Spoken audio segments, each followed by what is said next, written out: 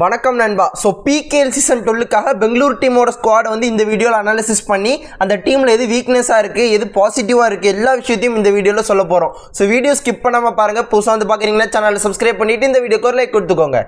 Video start பண்ணுறதுக்கு முன்னாடி கட்டக்குடியில் நடந்த ஆல் இண்டியன் கபடி டோர்னமெண்ட்டில் ஐசிஎஃப் டீம் பார்த்தீங்கன்னா ஃபர்ஸ்ட் ப்ரைஸ் அடிச்சிருக்காங்க. ஆப்ஷனில் அன்சோல்டான சஞ்சீவ் தான் இந்த டோர்னமெண்ட்டோட பெஸ்ட் பிளேயர் அப்படிங்கிற அவார்டையும் வாங்கியிருக்காரு. பெங்களூர் புல்ஸ் பார்த்தீங்கன்னா அவங்க டீமோட டிஃபென்ஸை பயங்கர ஸ்ட்ரென்தன் பண்ணியிருக்காங்க. அந்த டீமோட பெரிய அட்வான்டேஜாகவும் நான் டிஃபென்ஸை தான் பார்க்குறேன். ஏன்னா ஆப்ஷனில் டிஃபெண்டர்ஸ்க்கு அதிகமான அமௌண்ட் கொடுத்து எடுத்திருக்காங்க. ஃபர்ஸ்ட் யோகேஷ் தையா 1 கோடிக்கு மேலே கொடுத்து எடுத்தாங்க. அங்குஷ் 30 லட்சத்துக்கு எடுத்திருக்காங்க. சஞ்சய் துல் ரைட் கவர் பிளேயர் 60 லட்சம் வரைக்கும் போய் எடுத்திருக்காங்க. அண்ட் டே 2ல் கூட ஒரு யங் பிளேயர் திராஜ் அப்படின்னு சொல்லிட்டு ஒரு பிளேயருக்கு லெஃப்ட் கவர் அவருக்கு 40 லட்சம் வரைக்கும் கொடுத்து எடுத்திருக்காங்க. பெங்களூர் டீமோட டிஃபென்ஸ் பார்த்தீங்கன்னா பயங்கர ஸ்ட்ராங்காக இருக்குது. அதில் எந்த ஒரு சந்தேகமும் இல்லை. பட் பெங்களூர் டீம் இந்த காம்பினேஷன் எப்படி கரெக்டாக கொண்டு வர போகிறாங்க?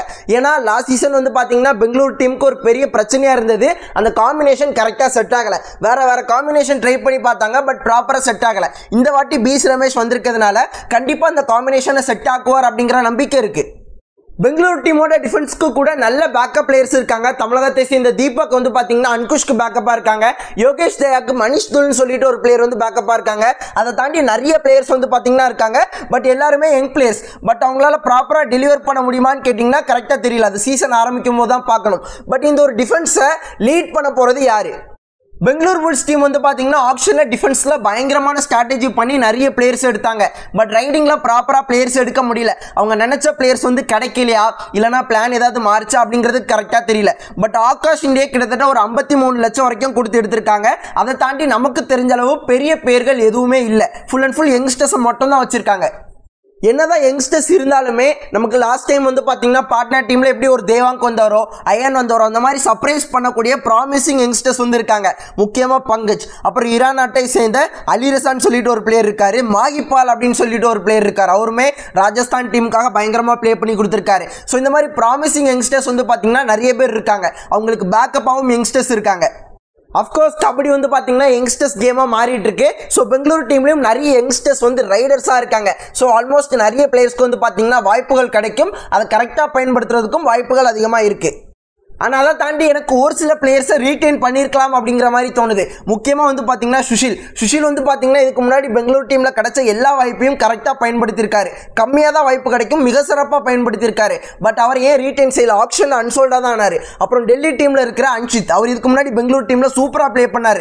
பட் எதனால் விட்டாங்க அப்படிங்கிறது தெரியல. தமிழகத்தை சேர்ந்த அருணந்த பாபு, அவருமே சூப்பராக ப்ளே பண்ணார். பட் அவரையும் எதுக்கு விட்டாங்கன்னு தெரியல. அவங்க டிஃபென்ஸை ஓவராலாக ரீபில்ட் பண்ணியிருக்காங்க. பட் இந்த மாதிரி ப்ராமிசிங் யங்ஸ்டர்ஸை வச்சிருந்தாங்க அப்படின்னா கண்டிப்பா இந்த ஒரு டீம் பயங்கரமான டீம் அப்படிங்கிற மாதிரி நானே சொல்லியிருப்பேன். அண்ட் இந்த டீம்ல கேப்டன்ஷிப் குவாலிட்டி யாருக்கு இருக்கு, யார் அந்த லீடர்ஷிப் எடுத்து அந்த பொறுப்பெடுத்து பிளே பண்ண போறாங்க அப்படிங்கிறது கரெக்டா தெரியல. அண்ட் ஒரு எக்ஸ்பீரியன்ஸ்டு பிளேயர் இருந்திருக்கலாமா, ஒரு டிஃபெண்டராவோ ரைடராவோ ஏதாவது ஒரு பிளேயர் இருந்திருக்கலாம் அப்படிங்கிறது என்னோட ஒப்பீனியன். பிரைமரி ரைடராக இப்போதைக்கு பார்த்தீங்கன்னா ஆகாஷ் இண்டே தான் இருக்கணும். பட் இதுக்கு முன்னாடி புனேரிப்பட்டன் டீமுக்காக ப்ளே பண்ணும்போது செகண்டரி ரைடராகவோ தேர்டரி ரைடராகவோ ப்ளே பண்ணியிருக்காரு. பட் பிரைமரி ரைடராக இது வரைக்கும் ப்ளே பண்ணதில்லை. ஓகேங்களா? அண்ட் இப்போ எடுத்ததோடு அந்த ரோல் ப்ளே பண்ண முடியுமான்னு கேட்டிங்கன்னா கரெக்டாக தெரியல. எனக்கு ஆகாஷ் இண்டே ரொம்ப பிடிக்கும். ஒரு நல்ல பிளேயர், டேலண்டட் பிளேயர். அவருக்கு இது வரைக்கும் வாய்ப்பு கிடைக்காம இருந்தது ரொம்ப வருத்தமாக இருக்குது. இப்போ வாய்ப்பு கிடைக்கிறது ரொம்ப சந்தோஷமாக இருக்குது. பட் அந்த பிரைமரி ரைடரை அவரால் ப்ரூஃப் பண்ண முடியுமா? வெயிட் பண்ணி தான் பார்க்கணும். ஓவராலாக பெங்களூர் டீமை பார்க்கும்போது டிஃபென்ஸ் ஆன் பேப்பர் பயங்கர ஸ்ட்ராங்காக இருக்குது. புது பிளேயர்ஸை கொண்டு வந்திருக்காங்க. பட் காம்பினேஷன் எப்படி செட் பண்ண போகிறாங்க? ரைடிங்கில் ஆகாஷ் இந்தியாவில் மெயின் ரைடர் ரோல் எடுத்து ப்ளே பண்ண முடியுமா? சப்போர்ட்டிவாக நிறைய ப்ராமிசிங் யங்ஸ்டர்ஸ் இருக்காங்க. ஒரு சீசன் நல்லா ப்ளே பண்ணாலும் அதாவது அடுத்த சீசன்லேயே ஒரு பெரிய ஸ்டார் ஆகக்கூடிய பொட்டன்ஷியல் உள்ள நிறைய யங்ஸ்டர்ஸ் இருக்காங்க. பட் அவங்களால ப்ராப்பராக டெலிவர் பண்ண முடியுமா? இவ்வளோ ஒரு பெரிய ஸ்டேஜ் அந்த ப்ரெஷர்னால அவங்களோட ஒரிஜினல் கேமை மறைக்குமா? இல்லைனா அதெல்லாம் தாண்டி அவங்களால ப்ளே பண்ண முடியுமா? இந்த மாதிரி நிறைய கேள்விகள் எனக்கு இருக்குது. எனக்கு என்ன அப்படின்னா, இப்போ ஒரு சில யங்ஸ்டர்ஸ் சொன்னேன் இல்லையா? ஸோ அருணந்த பாபு ஒரு ஆல்ரவுண்டட் பிளேயர், அப்புறம் சுஷில், அன்கித், இந்த மாதிரி ப்ராமிசிங் பிளேயர்ஸை எடுத்து வச்சிருந்தாங்க அப்படின்னா ரைடிங்கில் சுஷில், அன்கித் பயங்கர சப்போர்ட்டிவாக இருந்திருப்பாங்க. ஸோ இந்த மாதிரி டீமை உருவாக்கி இருந்தாங்க அப்படின்னா கண்டிப்பாக இந்த டீம் பயங்கரமாக ப்ளே பண்ணியிருக்கோம் அப்படிங்கிற மாதிரி சொல்லியிருப்பேன் ஆன் பேப்பர் பார்க்கும்போது. பட் எனக்கு என்னன்னு தெரியல. கண்டிப்பாக எல்லா ரைடர்ஸும் நல்ல பர்ஃபார்மன்ஸஸ் கொடுத்து டீமாக இந்த டோர்னமெண்ட்டை பெங்களூர் டீம் ப்ளே பண்ணுவாங்க. அதன் மூலமாக கண்டிப்பாக பிளே ஆஃப்க்கு குவாலிஃபை ஆவாங்க அப்படிங்கிற மாதிரி எனக்கு தோணுது. ஸோ உங்களோட ஒப்பீனியனை மறக்காமல் கமெண்ட்ல சொல்லுங்க.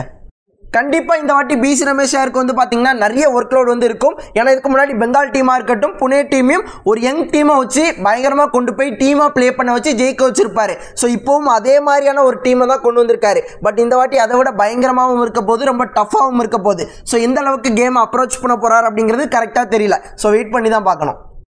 நண்பா கண்டிப்பாக உங்கள் எல்லாரையுமே குழப்பிருப்பேன்னு நினைக்கிறேன். ஏன்னா இந்த வீடியோவில் வந்து என்னோட ஒப்பீனியன் சொன்னா நிறைய கேள்விகள் தான் கேட்டிருக்கேன். அந்த கேள்விகளுக்கான பதிலையும் உங்களோட ஒப்பீனியனும் மறக்காமல் கமெண்ட்டில் சொல்லுங்கள். இந்த பெங்களூர் புல்ஸ் டீமோட கேப்டனாக ஒன்று ஆகாஷ் இண்டே இல்லைனா வந்து பார்த்தீங்கன்னா யோகேஷ் தயா இருப்பாங்க அப்படிங்கிறது என்னோட ஒப்பீனியன். உங்களோட ஒப்பீனியனை மறக்காமல் கமெண்ட்டில் சொல்லுங்கள். அண்ட் வீடியோவில் தான் இவ்வளோ நேரம் வீடியோ ஸ்கிப் பண்ணாமல் பார்த்தா உங்கள் எல்லாருக்குமே நன்றி. இதே போல் நல்ல வீடியோவில் நாளைக்கு பார்க்கலாம். அது வரைக்கும் டாட்டா பாய், see you நண்பா.